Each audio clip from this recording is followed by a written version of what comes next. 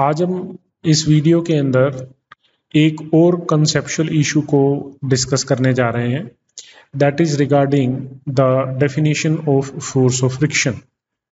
बहुत सारे स्टूडेंट्स को फ्रिक्शन की डायरेक्शन को सेट करने में इश्यूज आते हैं क्योंकि स्टूडेंट्स को फोर्स ऑफ फ्रिक्शन की जो सही डेफिनेशन है वो नोन नहीं है।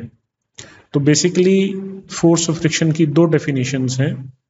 एक डेफिनेशन को तो मैं यहाँ पे आज डिस्कस करूंगा, दूसरी डेफिनेशन आप नीचे कमेंट बॉक्स में लिखें। सबसे पहले हम यहाँ पे इन तीन सिचुएशंस को देखते हैं। मैंने यहाँ पे तीन सिचुएशंस दिखाई हैं। एक केस में ये हमारे पास एक बॉक्स है that is sliding towards the right. दूसरी सिचुएशन में यहाँ पे हमारे पास एक स्फेरिकल सिमेट्रिक ऑब्जेक्ट है that can be a ring, disc और द स्फीयर। और सपोज ये रेस्ट पे था और हम इसको रोल करके टुवर्ड्स राइट ले जाने की कोशिश करेंगे या ले जा रहे हैं। क्लियर। थर्ड सिचुएशन में हमारे पास एक पर्सन है जो कि रेस्ट पे है। मैं सिंप्लिसिटी के लिए ऐसे केसेस ही एज्यूम कर रहा हूं, और ये पर्सन टुवर्ड्स राइट जाने की कोशिश कर रहा है। तो ये चल के जा रहा है, ये रोल करके जा रहा है और यहाँ पे स्लाइडिंग है। तो जो स्टूडेंट्स को फ्रिक्शन की डेफिनेशन की अंडरस्टैंडिंग है, मोस्ट ऑफ द स्टूडेंट्स को, कुछ स्टूडेंट्स को तो बिल्कुल ठीक नॉलेज होगी, पर कई स्टूडेंट्स इसमें जो गलती कर रहे हैं मैं उसको पॉइंट आउट कर रहा हूं। तो जनरली स्टूडेंट्स की क्या अंडरस्टैंडिंग है फोर्स ऑफ फ्रिक्शन को लेके, तो स्टूडेंट्स कहते हैं कि फोर्स ऑफ फ्रिक्शन वो फोर्स है जो मोशन को अपोज करता है। मैं दोबारा रिपीट कर रहा हूं, फोर्स ऑफ फ्रिक्शन वो फोर्स है दैट अपोजिस मोशन।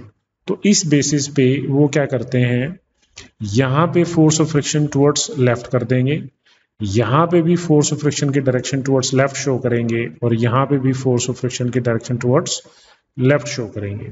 क्यों? क्योंकि अकॉर्डिंग टू देम, क्योंकि सभी ऑब्जेक्ट्स किधर जा रहे हैं, सभी ऑब्जेक्ट्स टुवर्ड्स राइट जा रहे हैं। तो फ्रिक्शन का काम मोशन को अपोज करना होता है, इसलिए सभी केसेस में जो फोर्स है वो टुवर्ड्स लेफ्ट लगेगी। बट इन एक्चुअल प्रैक्टिस ये सिचुएशन रॉन्ग है। ये चीज गलत कैसे है उसको समझिए। जैसे हम वॉकिंग का ही केस ले लें। अब पर्सन रेस्ट पे था और पर्सन किधर जाने की कोशिश कर रहा है, पर्सन राइट डायरेक्शन में जाने की कोशिश कर रहा है, टुवर्ड्स राइट। अब as per the Newton second law we know that the force, the external force that is acting on an object is equal to mass into acceleration. तो ये पर्सन किधर एक्सेलेरेट होने की कोशिश कर रहा है, टुवर्ड्स राइट। तो इसका मीनिंग क्या है कि जो इसके ऊपर एक्सटर्नल फोर्स लगा होगा वो भी टुवर्ड्स राइट ही होना चाहिए, तभी वो राइट साइड में एक्सेलेरेट कर पाएगा। तो अगर हम पुरानी डेफिनेशन को यूज करते हैं तो यहाँ प्रॉब्लम है। अब जो सही डेफिनेशन है मैं उसको यहाँ पे बता रहा हूं। सही डेफिनेशन ये है, the force of friction is a force which opposes relative motion, not motion. It is the force which opposes relative motion. कैसे, उस बात को समझिए। ये जो पॉइंट ऑफ कांटेक्ट C है, इस पॉइंट ऑफ कांटेक्ट पे ये पर्सन जब चलने लगेगा या चलने की कोशिश करेगा या चल रहा है, तो ये अपने पैर को किस डायरेक्शन के अंदर मूव करेगा। सबसे पहले it will try to move, ये अपने पैर को थोड़ा आगे ले जाएगा और फिर ऐसे पीछे की तरफ करेगा। आप खुद भी करके देख सकते हैं इस चीज को।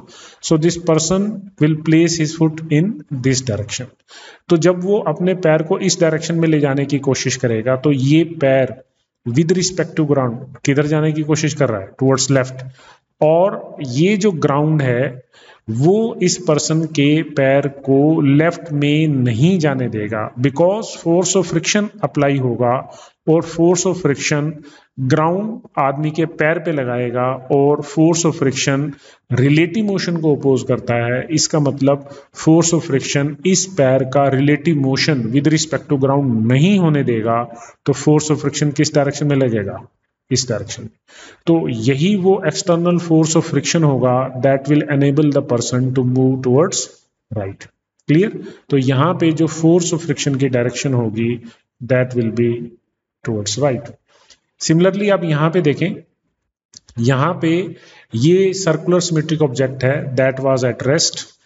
जैसे ही ये सर्कुलर सिमेट्रिक ऑब्जेक्ट रोल करने के लिए इस तरह से टर्न करेगा इस सेंट्रल एक्सिस के अबाउट, तो ये जो पॉइंट ऑफ कांटेक्ट है ये किधर जाने की कोशिश करेगा, point of contact with respect to ground इस डायरेक्शन में जाने की कोशिश करेगा। तो जो पॉइंट ऑफ कांटेक्ट का जो relative motion with respect to ground है वो टुवर्ड्स लेफ्ट है, तो ग्राउंड उस रिलेटिव मोशन को अपोज करने के लिए फोर्स ऑफ फ्रिक्शन किधर लगाएगा, टुवर्ड्स राइट। तो यहाँ पे भी जो पॉइंट ऑफ कांटेक्ट है वहां पे ग्राउंड सर्कुलर सिमेट्रिक ऑब्जेक्ट के ऊपर फोर्स ऑफ फ्रिक्शन की डायरेक्शन टुवर्ड्स राइट लगाएगा, तभी ये सर्कुलर सिमेट्रिक ऑब्जेक्ट इस डायरेक्शन में एक्सेलेरेट कर पाएगा। क्लियर। अब स्लाइडिंग का केस देखते हैं। यहाँ स्लाइडिंग के अंदर कोई इशू नहीं है। स्लाइडिंग में जब आप देखें कि ये जो बॉक्स है ये विद रिस्पेक्ट टू ग्राउंड किधर स्लाइड करने की कोशिश करेगा, टुवर्ड्स राइट। तो ग्राउंड इस ऑब्जेक्ट पे force of friction towards left लगाएगा, because this object is trying to slide with respect to the ground towards right, तो force of friction towards left लगेगी। तो यहाँ पे आपको जो टर्म रिलेटिव है इसको कंसीडर करना है कि फोर्स ऑफ फ्रिक्शन वो फोर्स है जो रिलेटिव मोशन को अपोज करता है। तो ये मैंने आपको एक डेफिनेशन क्लियर कर दी फोर्स ऑफ फ्रिक्शन की। जो सेकंड डेफिनेशन है उसको आप कमेंट बॉक्स में लिखें कि वो सेकंड डेफिनेशन क्या है।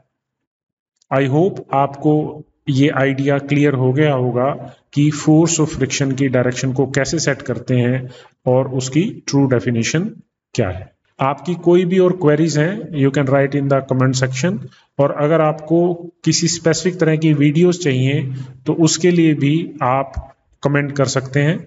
You can WhatsApp me on my WhatsApp number. My number is, मैं यहाँ लिख देता हूँ, 9896321143। You can message me on this number if you need any help, or if you want any particular kind of video, you can WhatsApp me on this number, and you can also email me.